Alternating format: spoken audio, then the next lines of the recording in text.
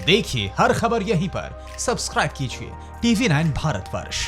भारत ने ठान लिया है कि चीन को हर हाल में तोड़ना होगा, और यह कैसे होगा पूरा विश्लेषण आपको बताते हैं। उससे पहले ड्रैगन ने कैसे एक सीमा को विवादित सीमा बना रखा है जानबूझकर, सबसे पहले उसका विश्लेषण आज की अड़ी में, क्योंकि यहीं पर है समस्या का मूल।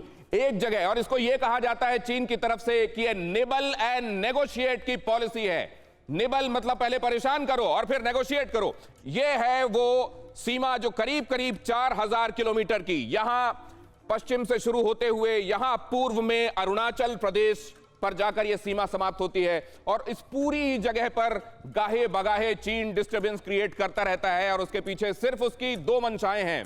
जैसा मैंने आपको पहले बताया, निबल एंड नेगोशिएट, पहले परेशान करो, फिर बातचीत की टेबल पर लाओ, फिर अपनी तरफ से कुछ करारों को जबरदस्ती मनवाओ, और पहले 3 कदम आगे बढ़ाओ, उसके बाद 2 कदम पीछे हटाकर 1 कदम पर कब्जा कर लो।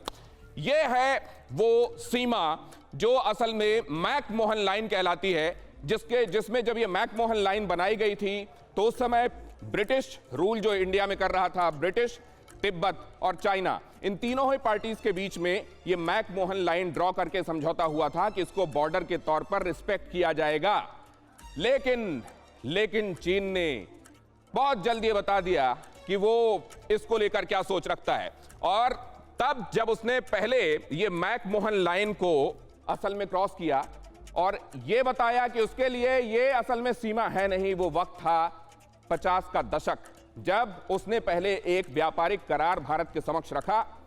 दिसंबर 2061 की यह बात है। भारत ने कहा कि जब तक आप मैकमोहन लाइन को सीमा नहीं मानेंगे तब तक हम इसको रिस्पेक्ट नहीं कर पाएंगे, और उसके बाद चाइना ने इंसर्जेंसी शुरू कर दी, अंदर घुसपैठ शुरू कर दी, इलाकों को अपना बताना शुरू कर दिया और 62 में हमला बोल दिया। क्योंकि 5-6 महीने के बाद वो करार, जो व्यापारिक करार भारत के समक्ष पेश हुआ था, भारत ने उसको नहीं माना, और उसके बाद भारत में 1962 की जंग थोप दी गई। सितंबर से शुरू हुआ, अक्टूबर में असल में फुल फ्लेजेड शुरू हुआ, और उसके बाद नवंबर में युद्ध विराम हुआ। लेकिन तब तक अक्साई चीन का यह हिस्सा चीन कब्जा चुका था, और तब जब यह युद्ध विराम हुआ तो यह लाइन, जो डॉटेड लाइन आप देख रहे हैं, तब यह लाइन ऑफ एक्चुअल कंट्रोल के रूप में मानी गई, और यह कहा गया कि दोनों देश फिलहाल इसको रिस्पेक्ट करेंगे। और फिर इस रिस्पेक्ट को रीइंफोर्स किया गया, कई बार किया गया, लेकिन चीन इसको नहीं मानता। सुविधा के हिसाब से इसको मानता है, और सुविधा के हिसाब से इसको खारिज करके अंदर घुसकर इलाकों को अपना बताना शुरू कर देता है।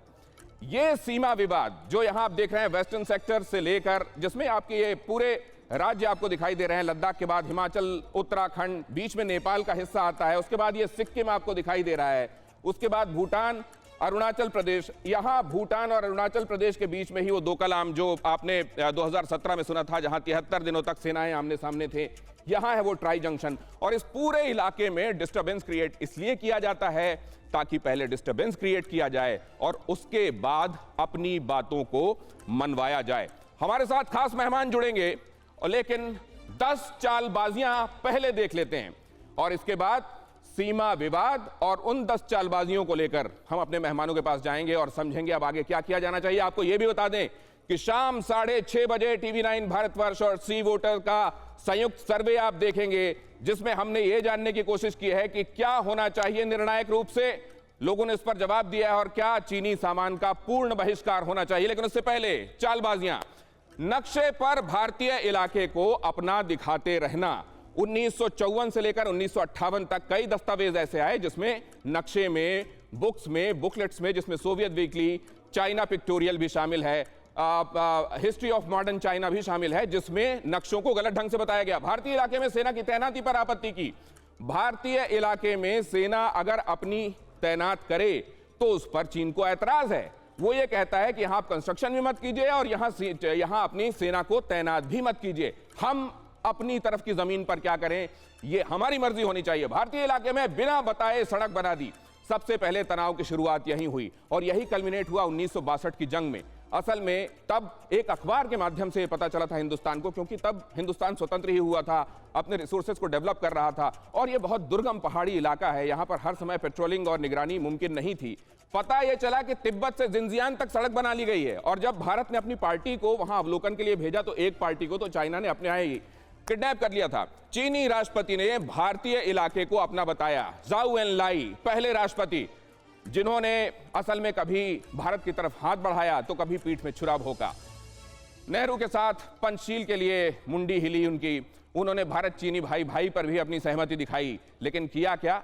उन्होंने हिंदुस्तानी इलाकों को अपना बताना शुरू कर दिया। व्यापारिक समझौते से मनाही पर चीन ने युद्ध किया। जब व्यापारिक समझौते से मना किया गया, वही जिसका जिक्र मैं आपसे कर रहा था, तो फिर भारत पर जंग थोप दी गई 1962 की, ये बताने के लिए कि अगर तुम हमारे करार नहीं मानोगे तो फिर हम तुमको परेशान करेंगे। चीन में भारतीय दूतावास के अधिकारियों को हिरासत में लिया गया। ये 1967 की बात है। 1967 जून में ऐसा हुआ था। 13 जून को जब भारतीय राजनयिकों को, 2 राजनयिकों को गिरफ्तार कर लिया गया था। बदले में हिंदुस्तान ने भी यहां राजनयिकों को गिरफ्तार किया और यहां एम्बेसी को सीज कर दिया। उसके बाद चाइना को अकल आई और उन लोगों को छोड़ा गया। चीन में भारतीय दूतावास के अधिकारियों को हिरासत वाली बात के बाद सिक्किम में नाथुला के पास चीनी सैनिक ने मोर्टार दागे। सिक्किम में नाथुला के पास मोर्टार दागे जाने का ये जो वाकया है, ये उन उकसावट वाली वारदातों में एक कड़ी है जो 62 के बाद फुल फ्लेजेड युद्ध तो नहीं कहा जा सकता, लेकिन जिसने भारत को जख्म दिए हैं। हालांकि चोला में जो हिंदुस्तान ने मुंहतोड़ कार्रवाई की थी वो भी चीन कभी भूलेगा नहीं। 1962 जैसी हरकतों को बार बार दोहराना, 1962 ऐन न सही, लेकिन उसी तरह की परिस्थितियों का निर्माण, उसी तरह के तनाव का निर्माण और यह बताने की कोशिश कि हम एग्रेसिव तरीके से अपने एम्बिशंस को आगे लेकर चलेंगे और यह बताना कि हम तुमसे ज्यादा माइट और फायर पावर रखते हैं और तुम पर डोमिनेट कर सकते हैं। अरुणाचल के अफसर को वीजा नहीं दिया गया। 2007 में एक आईएएस ऑफिसर, गणेश जिनका नाम है, उनको यह कहा गया कि आप तो अरुणाचल के रहने वाले हैं, ये तो चीन का ही हिस्सा है, तो चीन आने के लिए आपको अपने ही देश में आने के लिए वीजा की जरूरत क्या है? ये बताते हुए असल में अरुणाचल को अपना हिस्सा बताने की कोशिश की गई।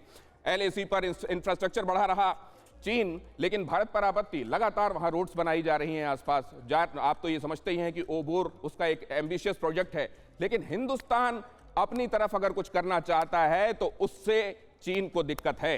लेकिन चीन क्या समझता है, उसे किस बात से दिक्कत है, यह बहुत सालों तक हिंदुस्तान ने सोचा है। और क्या अब वो वक्त आ गया है कि चीन ये सोचे कि हिंदुस्तान क्या सोचता है? फिक्र आपकी, सोमवार से शुक्रवार रात 9 बजे सिर्फ TV9 भारतवर्ष पर।